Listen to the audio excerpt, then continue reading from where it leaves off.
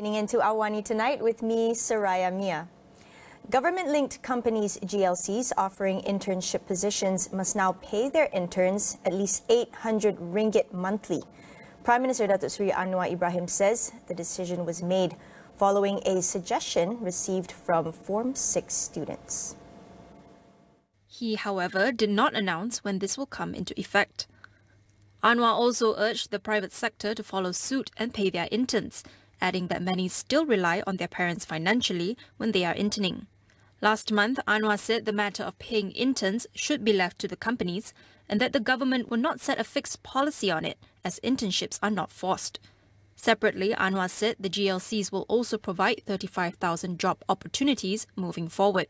He said he will constantly monitor the progress of enrollment to ensure all the slots are filled up. Tesla will be setting up its Malaysian headquarters in Selangor this year. Anwar Ibrahim announced this after a virtual meeting with Tesla CEO Elon Musk earlier today. Anwar said he welcomed Tesla's interest and decision to invest in Malaysia, adding that Musk had stated his readiness to visit Malaysia soon. Tesla will officially be launched in Malaysia on July 20th, with pre-booking for its Model Y range beginning this week at a starting price of 199,000 ringgit. Malaysia's requirements to Tesla also include the installation of at least 50 superchargers to charge electric cars within 3 years, and with at least 30% of these to be usable by other brands. Meanwhile, Anwar said he and the SpaceX CEO also discussed Starlink and its ability to provide faster and wider internet coverage in Malaysia, especially in rural areas. Starlink is a satellite broadband service developed by SpaceX that is now available in 32 countries. The new tariff for the Green Electricity Tariff GET is set at a rate of 21.8 cents per kilowatt hour, effective August 1st. Ministry of Natural Resources, Environment and Climate Change, Nik Ahmad says this is based on the retail price benchmark of green electricity supply in neighboring countries that offer the same product. He said the existing GET premium rate of 3.7 cents per kilowatt hour is maintained until 31st July. Mengambil kira bahawa ketetapan baharu ini akan melibatkan peningkatan kepada kadar tarif premium GET sedia ada, pengguna sedia ada akan diberi tempoh sehingga 31 Julai 2023 untuk mengesahkan semula langganan, dan sekiranya pengguna tidak memberikan sebarang pemakluman, mereka akan ditamatkan langganan secara automatik. Jadi ini tidak akan timbul risiko bagi pengguna yang tidak communicate dengan pihak TNB untuk dikenakan tarif GET yang lebih tinggi ini. He also said that the 30% quota limit previously set for GET subscriptions will be scrapped. This would mean that users can subscribe to GET for up to 100% of their energy needs. GET initiative was introduced on January 1st, 2022 to enable users to reduce greenhouse gas emissions by subscribing to electricity from renewable energy sources. The number of people falling victim to fake job offers is on the rise, with scammers increasingly using deceptive job adverts to trick job seekers into handing over personal information or even their hard-earned money. Scott Stiles, head of fair hiring at Seek Asia, discusses the sophisticated psychological tactics used to gain a victim's trust. Now, what's happened is with the proliferation of technology allowing for more anonymous transactions, anonymous communications, the scammers are now focusing on building trust with their victims first. And so it's a big shift in how they communicate, right? Because it went from, if I'm going to have to call you through a regular phone, that could probably be tracked. So I want to limit those communications. Whereas WhatsApp and other kind of messaging tools can be tracked. They can have, months and months of interactions. And so what these scammers are doing is they're actually investing in the long term of the relationship and trying to kind of take advantage of their victims. This is why this is so kind of, why we take it so seriously is because the psychology of somebody that's leaving a job, right? Say a new opportunity comes to you, you're excited about it, you tell your friends and family, you go through all these steps, right?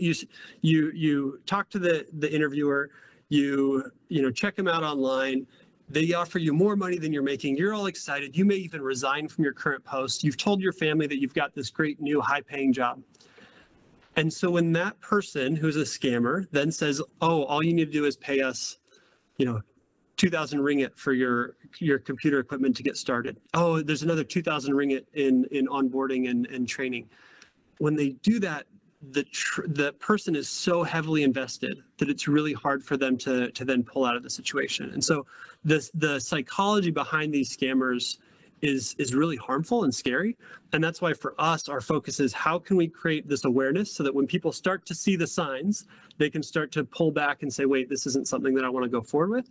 And then on the flip side, make sure that on our platforms are as clean as we possibly can make them. And when there's issues or questions, people can report it so that we can investigate further. Scott shares some of the key red flags to look out for to avoid falling victim to a job scam. So the first thing would be kind of that gut check of, is it too good to be true, would be the first thing that I would ask myself. The second one would be, are they reaching out through social media, or are they following a channel that makes sense for a normal hiring process, right? And that's a thing that I think we can kind of look at. Are you looking for a job? Did they contact you by name, or did they send a blast out on one of these messaging platforms, right? And then are there vague or changing job requirements, right? What we've heard from folks and what we've read in reports is that a lot of times the job requirements are shifting or changing as people are going through the recruitment and onboarding process. And so do those make sense? And so a lot of these kind of signals or triggers are what you want to look for. And for me, the biggest kind of risk environment is in that migration environment, right? And so once somebody starts to migrate, once they start to take those steps, you have visas, you have potentially visa violations. And so it's making sure that if you do go abroad for a job, you have the proper visa in place, you've reached out to your consulate and made sure that the company is real and that everything is legit. And that also you've built kind of a network in place when you get there so that there's some people that you can contact if things go awry. We'll be right back after the break. Stay tuned.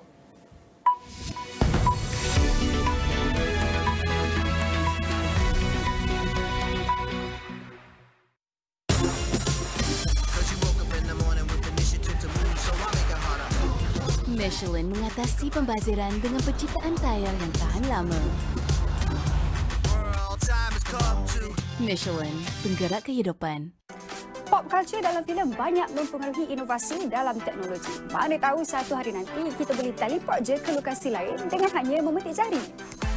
Contohnya, ciptaan iPad yang banyak dipengaruhi daripada filem Star Trek. Daripada iPad, ramai pula menginovasikan aplikasi dalam komputer sehinggalah wujudnya perbankan dalam talian, e-wallet dan juga aplikasi yang membolehkan anda order makanan di kedai mamak.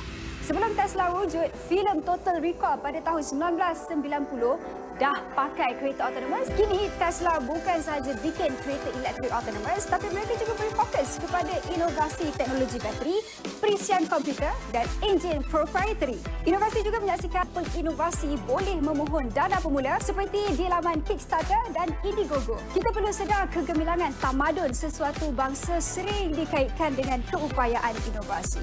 Ayo, majukan Malaysia Madani dengan menyokong inovaton di Astro.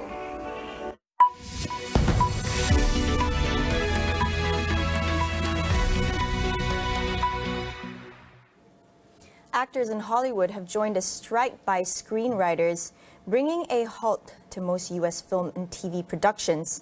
With some 160,000 performers stopping work in Los Angeles, it is the industry's biggest shutdown for over 60 years. The Screen Actors Guild called for a fairer split of profits and better working conditions by streaming giants. The union is also seeking guarantees that artificial intelligence and computer-generated faces or voices would not be used to replace actors.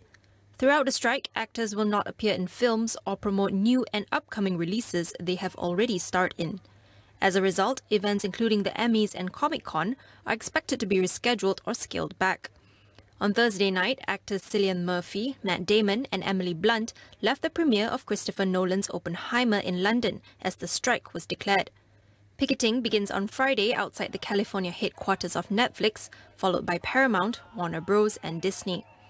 A separate strike by 11,500 members of the Writers Guild of America, demanding better pay and working conditions, has been taking place since May 2nd. Meanwhile, Thailand's Move Forward Party on Friday announced a plan to try to curb the power of the military-appointed Senate. This comes a day after senators thwarted party leader Pita Limcharoenrat's bid to become Prime Minister. Party Secretary General Chai Tawat Tulaton said the party would attempt to limit the Senate's powers by amending an article of the Constitution, though it could take a month. Only 13 senators backed 42-year-old Pita, with the rest voting against him or abstaining in a bicameral vote yesterday. Pita on Thursday vowed not to abandon his party's plans on reforming the Least Majesty law or give up his fight for the premiership. He can run again if nominated in the next vote, which takes place on July 19th. Over in India, transport was disrupted in several areas of the capital after water from the swollen Yamuna River broke through a drain regulator. The river that flows through New Delhi reached the highest level on record, prompting mass evacuations and causing havoc with water supplies. The Yamuna River breached the high flood level mark on Wednesday for the first time in 45 years. Authorities said about 30,000 people were evacuated along the river banks. The river overflowing has also led to school and office closures, while also impacting the major water treatment plants in New Delhi. Officials warned that people may have to ration water supplies for several days due to shortages. Many rivers across northern India have been swollen over the past week by record monsoon rains hitting the region. As of Thursday, almost 100 deaths were reported due to house collapses, landslides and flash floods. The COVID-19 pandemic, the rising cost of living crisis, and war in Ukraine have pushed 165 million people into poverty since 2020. In response, the United Nations is calling for a halt in the repayment of debts by developing countries to reverse this trend. Based on a report by the United Nations Development Programme, the number of people living in extreme poverty, which is less than $2.15 per day, will reach 75 million between 2020 and the end of 2023. Additionally, an estimated 90 million people will fall below the poverty line of $3.65 per day. The annual cost to bring these people out of poverty would be over $14 billion or 0.009% of global output, according to another UN report. The UNDP is calling for a debt poverty pause so that those countries facing the most acute problems can focus their resources on critical social expenditure. It estimates that 25 low-income countries spent more than 20% of their revenues on debt servicing last year, while developing countries, despite having lower levels of debt, are paying more interest, partly because of higher rates.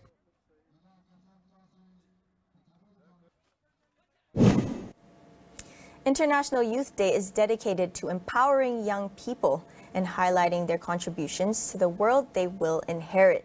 Suhaila Muhammad from University Malaya talks about using this day to foster more meaningful conversations about inclusivity and improve access for youths with disabilities.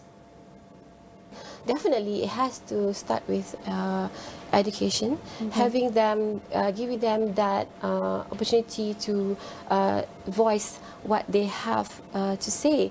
And okay, for International Youth Day, let's go back to International Youth Day, where we have that opportunity or that workshop, for example. We have the day where it can give them the day where they can actually voice out and share their views. Because for learners with disabilities, for example, we know how limited opportunities that they receive, and especially if they are in the area where they don't have their parents' support, or they are into stereotype and they are being stigmatized with their capabilities. So the key areas is more on the awareness as well, where we need Educating the public. Educating the public, exactly. I think like what Malaysia is currently heading towards that, and I can see that there's already a lot of improvement. But of course, we need more community to play their role. Catch the full conversation on It's About Youth at 10:30 p.m. only on Astro AWANI. That's all we have for you on AWANI tonight. Thanks for watching. I'm Soraya Mia, and good night.